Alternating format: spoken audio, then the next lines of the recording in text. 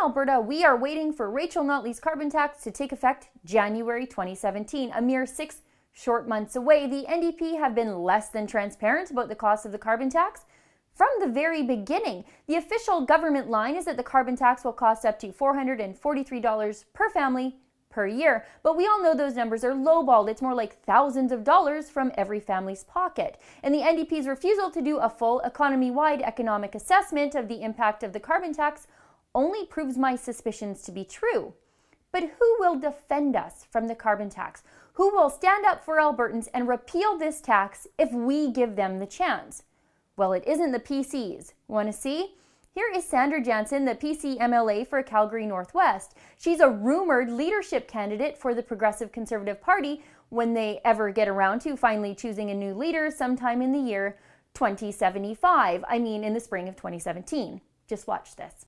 I want to take a moment to, as well under 29-2A, to thank the member for Calgary Mountain View for fighting for a carbon tax and fighting for the environment all these years. And I think it's got to feel especially bittersweet to get to a point where there finally is a plan and the plan doesn't measure up. It's like waiting 20 years for Christmas, and then when it finally comes, you open the present and there's nothing inside. Frankly, I was very happy to have a conversation about a carbon tax because I have no problem with it at all either. You guys, she's been waiting for a carbon tax with Christmas morning style anticipation. The problem is she wanted a carbon tax that looked like a Barbie dream camper, and instead she got black socks. Poor Sandra. The PCs won't repeal the carbon tax. They like the carbon tax. They just wanted one with more bells and whistles in it than anything the NDP has done. Do you trust these people to stand in the gap between these NDP destroyers and your money? I don't.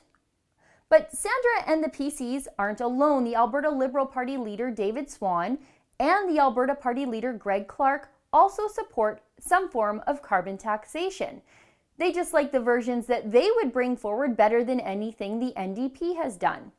There is only one party that has openly admitted, actually it's more like openly boasted, that they would kill the carbon tax. Wild Rose leader Brian Jean told me to my face.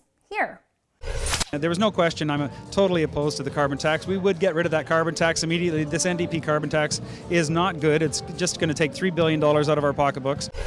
So the Progressive Conservatives, the Liberals, and the Alberta Party were just as willing as the NDP to drop a massive carbon tax on Albertans when we can afford it the least.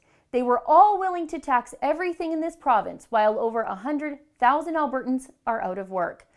I expected as much from the Liberals, the NDP, and the Alberta Party, but I felt like there was the odd Conservative still left in the PC party. Maybe I was wrong. Will that last Conservative in the PC party please turn out the lights when they're done?